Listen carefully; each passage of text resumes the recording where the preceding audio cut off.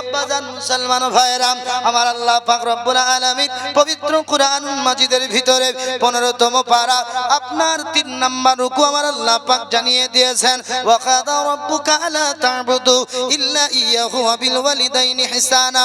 আল্লাহ পাক বলছেন বান্দারে তোমরা আমার জিকির করো, আমার ইবাদত করো, আমার ইবাদতের পরে তোমার মা বাবার তোমরা খিদমত করো। পৃথিবীর মানচিত্রে মায়ের খিদমত যদি বুঝতে চাই নবীর দরবারে যেতে হবে। পৃথিবীর মানচিত্রে নামাজ যদি বুঝতে হয় নবীর দরবারে যেতে হবে। পৃথিবীর মানচিত্রে আদব যদি বুঝতে হয় নবীর দরবারে যেতে হবে। এই জন্য আমার আল্লাহ পাক রব্বুল আলামিন পৃথিবীবাসীর জন্য কোরআনুল কারীমের মধ্যে আমার আল্লাহ পাক জানিয়ে দিলেন লাকাদ কানা লাকুম ফি রাসূলিল্লাহি উসওয়াতুন হাসানা। আল্লাহ পাক বলছেন বান্দারে আমার নবীজিকে তোমাদের জিন্দেগীর নমুনা বানিয়ে দিলাম, আমার নবীজিকে তোমাদের জীবনের আইডল বানিয়ে দিলাম। আমার নবীকে ফলো করো, তোমাদের জীবন শান্তিময় হয়ে যাবে। আব্বাজান মুসলমান ভাইরা আল্লাহ আল্লাহ আল্লাহ কোরআনে বললেন বান্দারে মায়ের তোমরা ihsan করো, মায়ের তোমরা খিদমত করো, কিন্তু কেমন করে করব? একটু নবীর দরবারে চলো। আল্লাহ পাক বলছেন যারা নবীকে মেনে নিয়েছে তারা আমাকে মেনে নিয়েছে। সত্যই যদি নবীকে মানতে পারা যায় আমরা কি আল্লাহকে পেয়ে যাব? চলুন না মুসলমান, মায়ের সন্তুষ্টিতে আমার আল্লাহ পাক সন্তুষ্ট, আমার নবীর খুশিতে আমার আল্লাহ পাক খুশি হয়ে যাবেন। আব্বাজান মুসলমান হাদিসে মুবারাকার মধ্যে এসেছে নবী আমার মাকামে জারানা বলে একটা স্থান, নবী আমার আপনার কিছু গানিমাতের মাল বন্টন করতেছিলেন। একজন বৃদ্ধ জাইফা আমার নবীজির কাছে গুটি গুটি পায়ে চলে আসছে। নবীজি নিজের এমন করে রুমাল মুবারক, নিজের আপনার চাদর মুবারক জমিনে নবী আমার বিছিয়ে দিয়েছেন। জোরে বলুন সুবহানাল্লাহ। সাহাবী রাসূল চিন্তা করলেন আয় আল্লাহ নবীর রুমাল মুবারক, নবী পাকের চাদর মুবারক যদি বিক্রি করা হয়, সারা পৃথিবী যদি বিক্রি করা হয় আমার নবীজির রুমাল মুবারকের সমতুল্য হবে না।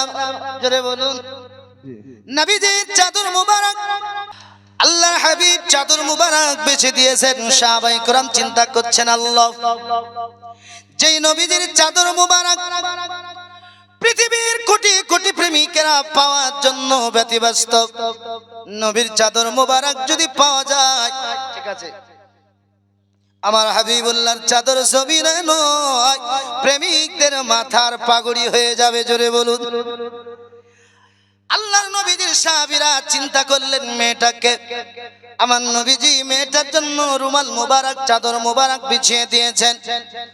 আল্লাহর নবীজি ডাক দিয়ে বলছেন ওগো আমার প্রেমিকেরা চিন্তা করো না, ওগো আমার সাহাবীরা এই মেয়েটার নাম হলো হালিমাতুস সাবিয়া। আমি নবীজি মায়ের পেটে যখন 6 মাস আমি নবীজির বয়স, আমার আব্বা আব্দুল্লাহকে আমি নবী হারিয়েছিলাম। আমার বয়স যখন 6 বছর আমি নবী মুহাম্মদুর রাসূলুল্লাহ সাল্লাল্লাহু তাআলা আলাইহি ওয়াসাল্লাম আমার মাকে এমন করে আমি মদিনাতে হারিয়ে ফেলেছিলাম। আমি নবীজি আমার মায়ের খিদমত করার সুযোগ আমি নবী পাই নাই। তবে যে মেয়েটার দুগ্ধ আমি নবী 2টা বছর পান করেছিলাম ওই মেয়েটার নাম হলো হালিমা। এই মেয়েটার জন্য আমি নবী চাদর মুবারক বিছিয়ে দিয়েছি। আল্লাহ আল্লাহ আমার নবীজি বিশ্ববাসীকে জানিয়ে দিলেন আমি নবীজি দুধ মায়ের যদি এত সুন্দর খিদমত করি পৃথিবীর জমিনে যিনি মা গর্ভধারিণী মা ওই মায়ের খিদমত কতটা করতাম। জোরে বলুন সুবহানাল্লাহ। ওরে মুসলমান আল্লাহ পাক বলছেন নবীজি তোমাদের নমুনা, নবীকে দেখে তোমরা শিখো, নবীকে দেখে নামাজ পড়ো, নবীকে দেখে রোজা করো, নবীকে দেখে তোমরা দুনিয়াতে চলো। আল্লাহ পাক আল্লাহ তাআলা বলছেন নবীকে ফলো করো, কেননা নবীজি তোমাদের জিন্দেগীর হলো আইডল। আব্বাজান মুসলমান ভাইরা আমার আল্লাহ পাক কুরআনুল কারীমের মধ্যে মা সম্পর্কে জানিয়ে দিলেন হে পৃথিবীবাসী মাকে কেন তোমরা সম্মান করবে? আমার আল্লাহ তাগিদ করে দিলেন ওরে আমার বান্দারা ওয়াসাইনাল ইনসানা বিওয়ালিদাইহি হামালাতুহু উম্মুহু ওয়াহানান আলা ওয়াহানিন। আমার আল্লাহ পাক রব্বুল আলামিন 5ম পারার মধ্যে আমার আল্লাহ পাক জানিয়ে দিলেন এ আমার বান্দারা, তোমার তাগিদ আমি আল্লাহ করে দিলাম, তোমরা শুনে নাও। তোমার মায়েরা তোমাদেরকে কষ্ট করে পেটের মধ্যে রেখেছিল, এতটা দুর্বল হয়েছিল, তারপরেও তোমার মা তোমাকে দুনিয়াতে পেটে রেখেছিল। ও মুসলমান, মা জানে সন্তান যখন পেটের মধ্যে আসে, সন্তান পেটের মধ্যে আসলে মায়েরা দুর্বল হয়ে যায়। আমার আল্লাহ কোরআনে বলছেন, বান্দারে তোমাদেরকে তাগিদ করে দিয়েছি তোমাদের মা বাবার ব্যাপারে, তোমাদের মায়ের ব্যাপারে। তোমার মায়েরা তোমাকে যখন পেটে রাখলো, শরীরটা কমজোর হয়ে গেল, কমজোর অবস্থায় তারপরেও তোমার মা কষ্ট মনে করেনি। ডাক্তারের কাছে গেলেন, ডাক্তার বলে, ওগো বোন, ওগো আপনার বোন, আপনি একটু ফল খাবেন, ওষুধ খাবেন, কেননা শরীরটা একটু কমজোর, বলে না কমজোর। আমার আল্লাহ পাক রব্বুল আলামিন কুরআনুল কারীমের মধ্যে মায়েদের অবস্থান, মায়েদের আপনার কারণ বলে দিলেন। আল্লাহ আল্লাহ, আমার আল্লাহ পাক রব্বুল আলামিন বলছেন, বান্দারে খবরদার, মা এমন একটা সম্পদ, মা এমন একটা জিনিস, তোমাকে কষ্টের মধ্যেও জন্ম দিয়েছে, তোমাকে কষ্টের মধ্যেও দুনিয়া দেখিয়েছে। আমার আল্লাহ পাক রব্বুল আলামিন 26 পারার মধ্যে জানিয়ে দিয়েছেন, রুকু নাম্বার 1, ওয়াসাইনাল ইনসানা বিওয়ালিদাইহি ইহসানা হামালাতুহু উম্মুহু কুরহা ওয়া ওয়াদাআতুহু কুরহা। আমার আল্লাহ পাক বলছেন, আমার বান্দারা, তোমার মায়ের খিদমত করো, মায়ের সম্মান করো, মায়েদের খিদমত করো, মায়ের ইহসান করো। কেন? তুমি মায়ের পেটে যখন ছিলে, মা তোমার কষ্ট সহ্য করে তোমাকে দুনিয়ার মুখ দেখিয়েছে। সুবহানাল্লাহ, সুবহানাল্লাহ। মুসলমান বাবাজি, মা কোন জিনিস?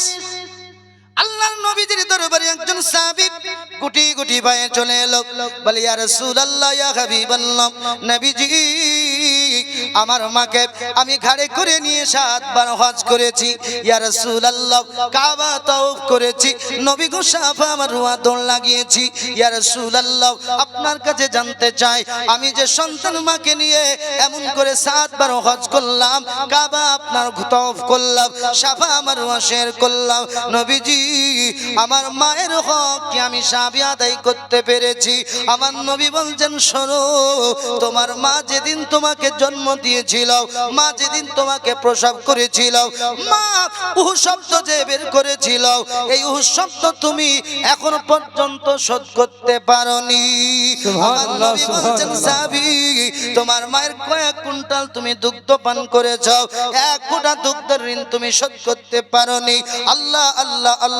আমার নবীজির কাছে একজন সাহাবী এসে বলছেন, নবীজি, মিশকাত শরীফের হাদিস, বলে, ইয়া রাসূলুল্লাহ, নবী গো, আল্লাহর পরে নবী গো, আপনার প্রেম, ইয়া রাসূলুল্লাহ, আমি মনিব, আমি গোলামকে মনিব আপনি বলে দিন, নবী গো, গোলামকে একবার জানায়া দিন, নবীজি, আপনার প্রেমের পরে কাকে প্রেম করব? আমার নবী বলছেন, ক্বালা উম্মুকা, ওরে আমার সাহাবী, সেটা তোমার মা। নবীজি, মার পরে কাকে প্রেম করব? নবী আমার বলছেন, ক্বালা উম্মুকা, ইয়া রাসূলুল্লাহ। সাইদ সাহাবী বলছেন, নবীজি, কাকে আবার প্রেম করব? নবী আমার 3 নাম্বার বললেন, সাহাবী রে, সেটা তোমার মা, সেটা তোমার মা, সেটা তোমার মা। সাহাবী জিজ্ঞাসা করলেন, নবীজি, 4র্থ নাম্বার কাকে প্রেম করব? নবী আমার বলছেন, ক্বালা আবুকা, সেটা তোমার বাবা, সেটা তোমার পিতা। আল্লাহ আল্লাহ। আমার নবী বলছেন 3 বার মা, 4র্থ নাম্বার তোমার পিতা। ওগো মুসলমান বাবাজি, মা এমন একটা জিনিস, নবী আমার জানিয়ে দিলেন, খবরদার মাকে কষ্ট দিও না।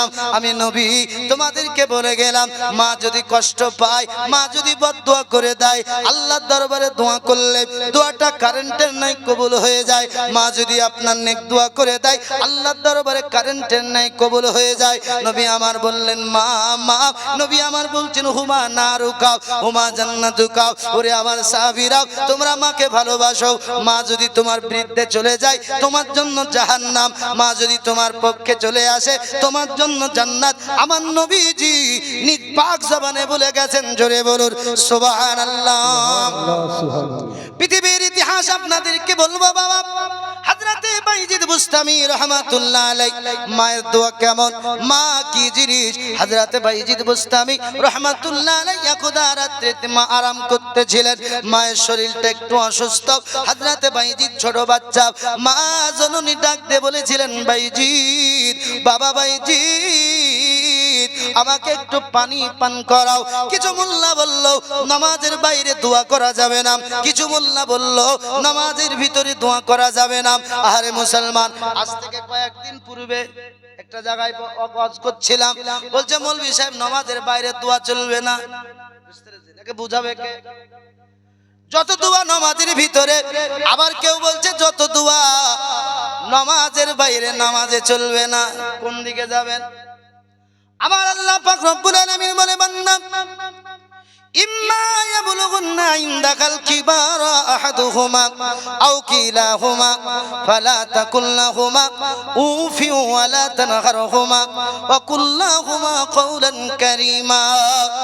আল্লাহ পাক রব্বুল আলামিন বলছেন, ওয়াখফিদ লাহুমা জুনাহা যুল্লি মিনার রাহমাত ওয়া কুর রাব্বিরহামহুমা কামা রাব্বায়ানি সগীরা। ওরে আমার বান্দা, তোমাদের মা বাবাকে দুজনকে যদি বুড়ো অবস্থায় পেয়ে যাও, খবরদার খবরদার এমন আচরণ ব্যবহার করো না যে মা যেন শব্দ না বের করে দেয়। তাদের সঙ্গে খারাপ এমন করে জিলকে দিয়ে কথা বলো না। আল্লাহর কোরআন আল্লাহ পাক বলছেন, তাদের সঙ্গে আদব রেখে কথা বলো, তাদের সঙ্গে সম্মান রেখে কথা বলো। এক দুজন যখন আল্লাহর জমিন থেকে বিদায় নিবে, আমার আল্লাহ পাক বলছে, বান্দারে আমি আল্লাহর কাছে দোয়া করো, কেননা তোমার মা কত কষ্ট করে তোমাকে দুনিয়ার মুখ দেখিয়েছে, কত কষ্ট করে তোমার বাবা তোমার জন্য খাবার সংগ্রহ করেছে। ওরে আল্লাহ পাক আল্লাহ তাআলা বলে, বান্দা তোমার মা যখন চলে যাবে, বাবা যখন চলে যাবে, আমি আল্লাহর দরবারে দোয়া করো, ওয়া কুর রাব্বিরহামহুমা কামা রাব্বায়ানি সগীরা। আল্লাহ পাক রব্বুল আলামিন বলে, বান্দা মায়ের জন্য দোয়া করো, বাবার জন্য দোয়া করো। মুস্তাফা জান রহমত বলছে দোয়া করো। নবী আমার বলছেন দোয়া উসিলাহুল মুমিনিন, নবী আমার বলছেন দোয়া উ মখলুল ইবাদ। এরা বলছে দোয়া করা যাবে না, আল্লাহর কোরআন বলছে দোয়া করো। কোন দিকে যাবেন? কি গো? আল্লাহ পাক বলছেন মা বাবা যদি মারা যায়, ওরে আমার বান্দা মায়ের জন্য দোয়া করো। নামাজের মধ্যে, নামাজের বাইরে, ওয়াকুর রাব্বিরহামহুমা কামা রাব্বায়ানি সগীরা। আল্লাহ পাক বলছেন, বান্দারে মা যেমন তোমাকে মায়ের কোলে লালন পালন করেছিল, শীতের রাত্রে প্রসাব করে দিয়েছ, মা জননী ভিজা জায়গায় শুয়ে গেছে, তোমাকে নিজের বুকে আশ্রয় দিয়েছে। কেননা ছেলের যদি ঠান্ডা লেগে যায় মা সহ্য করতে পারবে না। আমার নবী বলছেন, প্রেমিক আমাকে আল্লাহ রহমতের ভান্ডার করেছেন, আমি নবী হলাম রহমতের দরিয়া। ওই দরিয়া থেকে এক সিমসি পরিমাণ আল্লাহ পাক মায়ের অন্তরে দিয়েছেন সন্তানের প্রেম ভালোবাসা। এই ভালোবাসাই মা সহ্য করতে পারে না। আপনার আমার নবী কেমন করে সহ্য করবেন? কি গো? নবী আমার বলছেন, ওই যে প্রেম, ওই যে মোহাব্বত, মা সন্তানকে হাজার কষ্ট হলেও সন্তানকে ভিজা জায়গায় রাখে না। মা কষ্ট করে ভিজা জায়গায় থাকে, মা নিজের বুকটাকে সন্তানের জন্য পেতে দেয়। জোরে বলুন।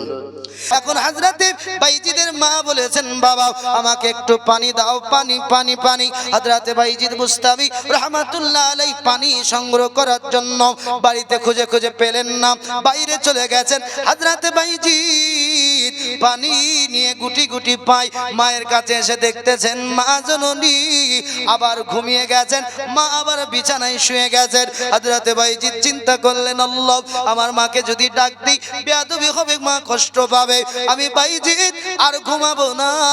আমার মা জননী জেগে আবার যদি পানি চাই, বাইজিদ পানি দাও। আমি বাইজিদ যদি দেরি করি মা কষ্ট পাবে, মা কষ্ট পেলে আল্লাহ কষ্ট পাবে, মা কষ্ট পেলে আল্লাহ দুঃখিত হবে, আমি বাইজিদ আর ঘুমাবো না। হযরতে বাইজিদ ছোট বাচ্চা মায়ের মাথার কাছে দাঁড়িয়ে গেছে পানি নিয়ে। সারা রাত রাত্রি কেটে গেল, মুয়াজ্জিন আযান দিয়েছেন, আসসালাতু খায়রুম মিনান নাওম। জোরে বলুন সুবহানাল্লাহ। হযরতে বাইজিদের মার চোখ খুলে গেল। বাইজিদের মা দেখে মাথার কাছে ছেলে পানি নিয়ে দাঁড়িয়ে আছে। বাইজিদের মা ডাক দিয়ে বলে, বাবা বাইজিদ, ও বাবা বাইজিদ, তুমি দাঁড়িয়ে কেন পানি নিয়ে? বাইজিদ বলেছিল, মা জননী, গভীর রাত্রে পানি চেয়েছিলেন, আমি বাইজিদ পানি দিতে পারিনি। বাড়িতে কোনো পাত্রে কোনো বার্তানে পানি ছিল না। আমি বাইজিদ বাইরে গিয়েছিলাম পানি সংগ্রহের জন্য। মা জননী, আস্তে আস্তে দেরি, আপনি ঘুমে গেছেন। আমি চিন্তা করলাম, মা আপনাকে পানি দিতে পারলাম না, ঘুম থেকে উঠে পানি চাইবেন, আমি যদি দেরি করে দিই, এই জন্য আমি বাইজিদ সারা রাত্রি আপনার খিদমতে, সারা রাত্রি আপনার মোহাব্বতে আপনার জন্য পানি নিয়ে দাঁড়িয়ে আছি। হযরতে বাইজিদের মা জলদি উঠে গেলেন। ওযু বানানোর পর যাই নামাজে তিনি সাজদায় চলে গিয়ে বাইজিদের মা অন্তর থেকে দোয়া করেছিলেন, আল্লাহ আমার ছেলেটাকে ওগো মাবুদ আপনি কবুল করে দিন আপনার বন্ধু হিসাবে। হযরতে বাইজিদ মায়ের দোয়ায় আল্লাহর ওলি হয়েছিলেন। হযরতে বাইজিদ এমন একজন আল্লাহর ওলি হয়েছিলেন যাকে দেখলে মানুষ আল্লাহ বলে মনে করত। জোরে বলুন, যাকে দেখলে আল্লাহর কথা মনে পড়তো। এই হযরতে বাইজিদ বুস্তামি রহমাতুল্লাহ আলাইহি, হযরতে বাইজিদ যিনি আপনার বুস্তাম শহরে আল্লাহ আল্লাহ রোজার মাসে তিনি আপনার প্রবেশ করতেছেন। বুস্তামের মানুষ চিন্তা করলো, এবার আমাদের দেশে একজন আল্লাহ ওয়ালা আসতেছে, আল্লাহর ওলি আসতেছে। এ মুসলমান বাবাজি ভাইরা, হযরতে বাইজিদ বুস্তামি যখন আপনার বুস্তাম শহরে প্রবেশ করতেছেন, বুস্তামের আপনার এমন করে মানুষেরা মুসল্লিরা লাইনে লাইনে দাঁড়িয়ে গেছে। হযরতে বাইজিদকে দেখবো, আল্লাহর ওলিকে দেখবো, আল্লাহর বন্ধুকে দেখবো। হযরতে বাইজিদ তিনি চিন্তা করলেন, তিনার সঙ্গে একটা খাদিম ছিলেন। এ মুসলমান, আল্লাহর ওলি কাকে বলে, আল্লাহ ওয়ালা কাকে বলে? হযরতে বাইজিদ বুস্তামি খেজুর আপনার ব্যাগ থেকে একটা খেজুর বের করে নিয়েছিলেন। চলছিল রমজানের মাস। হযরতে বাইজিদ ওই খেজুরটাকে রোজা ভেঙে ফেললেন আপনার এমন করে। এ বাবাজি খাদিম ডাক দিয়ে বলছেন, হুজুর হুজুর আপনি কেমন আল্লাহর বন্ধু, ওগো আল্লাহর ওলি বাইজিদ আপনি রোজা কেন ভেঙে ফেলেছেন? হযরতে বাইজিদ বলেছিল, বাবা এখানে শত শত মানুষ আমাকে সম্মান দেওয়ার জন্য, আমাকে স্যালুট দেওয়ার জন্য দাঁড়িয়ে আছে। আমি বাইজিদ এদের সম্মান পাওয়ার পর, এদের সমর্থনা পাওয়ার পর আমি বাইজিদের অন্তরে যদি কিঞ্চিত পরিমাণ অহংকার চলে আসে, আমার জীবনের ইবাদত গুলো, জিন্দেগির আমল গুলো বরবাদ হয়ে যাবে। জোরে বলেন সুবহানাল্লাহ, সুবহানাল্লাহ। কোন বন্ধু আল্লাহর? সুবহানাল্লাহ। হযরতে বাইজিদ মায়ের দোয়ায় আল্লাহর ওলি হয়েছিলেন। বাইজিদ বলতেছেন, আমার খাদিম তুমি কি জানো না মুসাফির হালাতে রোজা ভঙ্গ করা যায়? জোরে বলেন সুবহানাল্লাহ, সুবহানাল্লাহ। এই জন্য আমি দুই দিক বাঁচিয়ে দিলাম, আমার জীবনকে বাঁচালাম, আর এদের কাছ থেকে আমিও বেঁচে গেলাম। যখন রোজা ভঙ্গ করা হলো, সমস্ত মানুষ এরা তো নাদান আদনান, এরা বলছেন আল্লাহ আল্লাহ, আল্লাহর বন্ধু বাইজিদ রোজার মাসে রোজা ভঙ্গ করেছে, একে আল্লাহ বলে মানা যাবে না। সুবহানাল্লাহ। আল্লাহর ওলি কাদেরকে বলে? হযরতে বাইজিদ বুস্তামি রহমাতুল্লাহ আলাইহির কাছে কিছু মুরিদ এসে বললেন, হুজুর আমাদের এলাকাতে একজন ফাইসা তেহু ব্যবসায়ী একজন রমণী নেমেছে। হুজুর এই জন্য আপনার দরবারে কেউ আসে না, এমন তার আপনার চেহারা, এমন আপনার যুবকদেরকে আকৃষ্ট করেছে, যুবকরা আপনার দিকে দেখে না। আল্লাহর ওলি হযরতে বাইজিদ বুস্তামি রহমাতুল্লাহ আলাইহি বলেছিলেন, বাবা এই মেয়েটার কাছে যাও, এই মেয়েটার প্রতি রাত্রে রেট কত? বলে হুজুর এত পরিমাণ আপনাকে লাগবে। আল্লাহর বন্ধু বাইজিদ বুস্তামি রহমাতুল্লাহ আলাইহি তিনি গুটি গুটি পায়, তিনি ওই মহিলাটার কাছে গিয়ে বলেছিলেন, হে আল্লাহর বান্দি একটা রাত্রের জন্য তুমি কত রকম নাও? একটা রাত্রির জন্য তুমি কত পয়সা নাও? মেয়েটা বলেছিলেন আল্লাহর বন্ধু গো, আল্লাহর ওলি, আপনি যদি আমাকে একটা রাত্রির জন্য ব্যবহার করেন আমাকে এতটা পরিমাণ পয়সা লাগবে।